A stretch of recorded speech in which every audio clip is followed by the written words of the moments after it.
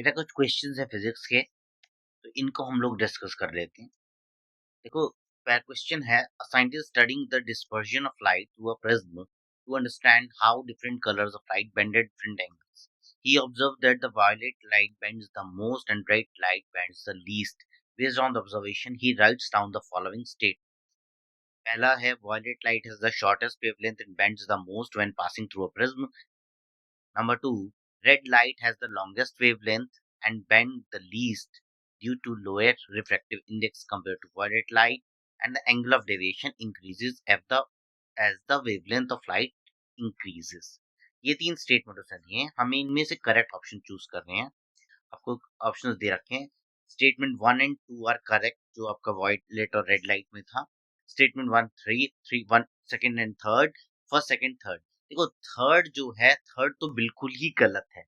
तो सबसे पहले हम उनको बिल्कुल रूल आउट कर देंगे जिसमें थर्ड प्रेजेंट है। ये वाला, ये वाला, ये वाला, इन तीनों में थर्ड है। थर्ड तो बिल्कुल भी नहीं होगा। बच गया ये वाला ऑप्शन।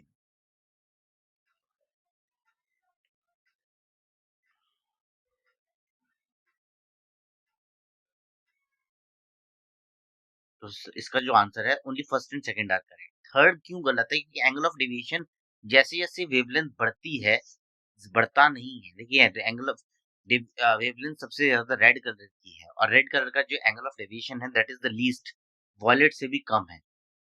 तो ये इसलिए सही नहीं है। सेकंड देखिए, तो यहाँ मैंने इसका एक्सप्लेनेशन लिखा हुआ है, आप लोग रोक के वीडियो पॉज करके इजीली देख सकते हो। Study the diagram below and answer the following. ये क्वेश्चन है लाइट का। Identify the type of lens represented by xx dash in the diagram. Determine the position of the point on the principal axis where the image of the object AB is formed, and explain the nature of the lens and describe where the image of the object will be located on the principal axis. देखो, light रे यहाँ से जाने के बाद में diverge हुई है, that mean this is a concave lens. अगर ये कन्वर्ज होती तो it can be a convex lens. Diverge हुई है तो that is a concave lens. Image की जो इमेज फॉर्मेशन है वो कहाँ पर होगा? तो वो होगा, क्योंकि ये ओ और वाई के बीच में है, यानी between principal axis and object O, तो जो कि फोकल लेंथ के पास में है, इनके बीच में है कॉन्वेक्स केव लेंस। क्योंकि एक डाइवर्जिंग लेंस है, तो हमेशा इरेक्ट, वर्चुअल और डिमिनिश्ड इमेज जो है फॉर्म करेगा। इमेज इसकी आएगी between O and Y along the principal axis O. अब आ जाते हैं इन क्वेश्चंस पे जिनमें स्टूडेंट्स को बहुत दिक्कत आती है, क्योंकि इनमें थोड़ा सा सॉल्व करना पड़ता है। इसमें क्या है, you have to find the effective resistance current drawn from the battery, potential difference across the 5 ohm resistor. देखो, अगर हम देखें तो R2, R3 और R4 सीरीज में है।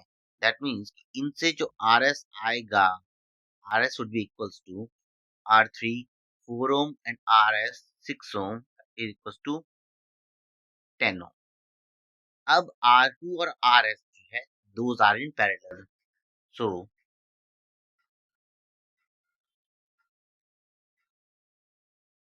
1 upon Rp would be equals to 1 upon R2 is 10 plus this is also 10, ये हो जाएगा 2 by 10।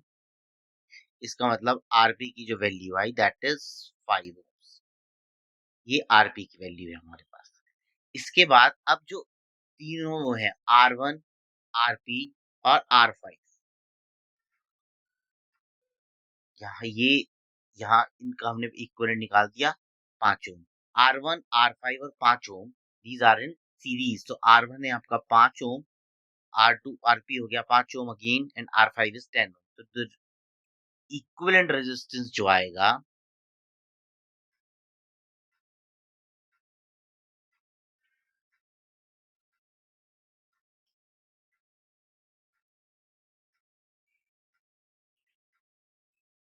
That would be 5 plus 5 plus 10, that means 20 ओम।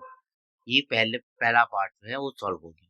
दूसरा कह रहा है current drawn from the battery. अब बैटरी है 20 वोल्ट की। Now V is equals to IR,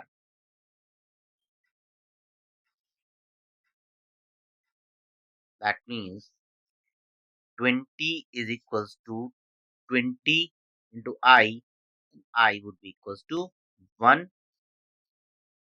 ampere. 1 ampere का करंट इसके अंदर होगा, इस सर्किट के अंदर। तीसरा पार्ट पूछा उसने, potential difference across the 5 ohm resistor, यानी 5 ओम के अक्रॉस पोटेंशियल डिफरेंस पूछ रहा है। अब using V is equals to IR, V equals to I would be 1, 5 ओम में 1 एम्पियर का ही करंट जाएगा, into 5, that is equals to 5 volt, यानी जो पहला रेजिस्टर है उसके अंदर जो पोटेंशियल डिफरेंस होगा वो 5 वोल्ट का। ठीक है, अब हम नेक्स्ट क्वेश्चन पे आ जाते हैं जरा। यहाँ पे दो ग्राफ दे रखे हैं, सीरीज और पैरेलल कॉम्बिनेशन के लिए पूछा है कि तो कौन सा ग्राफ है। ग्राफ बी जो है क्योंकि कम वैल्यू आ रही है तो पैरेलल को शो कर रहा है, ग्राफ ए जो है सीरीज को करेगा। अब आपको दो चीजें और देखनी पड़ेंगी। जो सीरीज रेजिस्टेंस होता है उसमें अगर रेजिस्टेंस की बात करें तो रेजिस्टेंस मैक्सिमम होता है, ठीक है, और रेजिस्टेंस और करंट एक दूसरे के इनवर्सली प्रोपोर्शनल है। तो यानी कि सीरीज में रेजिस्टेंस बेशक मैक्सिमम हो सकता है लेकिन करंट वो हमारा मिनिमम होगा, और पैरेलल में रेजिस्टेंस मिनिमम होगा लेकिन करंट मैक्सिमम होगा। तो ये दो चीजें आपको ध्यान रखनी है। अब कह रहा है दो रेजिस्टेंस हैं R और 2R, जिन्हें की अलग अलग लगाया गया है सीरीज में और पैरेलल में same voltage source. Power series में P1 है, पैरेलल में P2 है, हमें रेशियो फाइंड करना है यानी P1 अपॉन P2। तो सबसे पहले तो हम लोग देख लेते हैं R सीरीज यानी R प्लस 2R यानी कि 3R। अब इसमें P1 हो जाएगा V square upon R, R यानी कि 3R का whole square, that means V square upon 9R square. ये हमारा फर्स्ट निकला है। इसके बाद में अब जब इन दोनों को हमने पैरेलल में लगा दिया तो 1 upon R P would be equals to 1 upon R plus 1 upon 2R, ये हो जाएगा 2R, 3 अपॉन 2R, और यहाँ से रेजिस्टेंस आ जाएगा 2R अपॉन 3। ये पैरेलल हो गया, पैरेलल की रेजिस्टेंस आया। अब पावर P2 कैलकुलेट करो, P2 would be equals to V square upon 2R upon 3 का स्क्वायर, सॉरी ये स्क्वायर नहीं आएगा, बट मैं दोबारा लिख देता हूँ।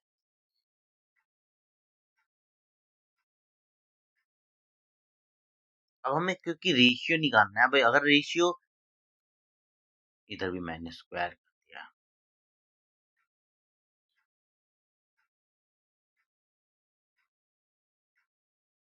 P square upon 3R, V square upon 3R। अब हमें अगर P1 अपॉन P2 निकालना है,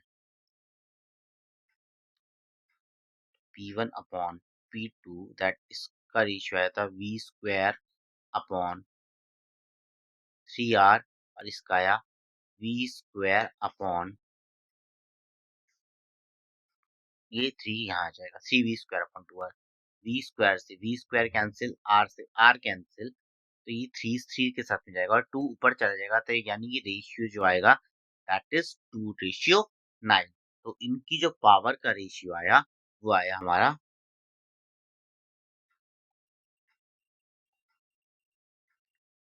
2:9।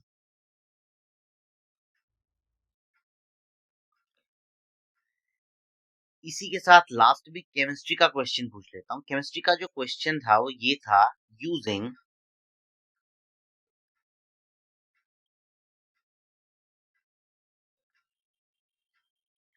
Water as a reactant,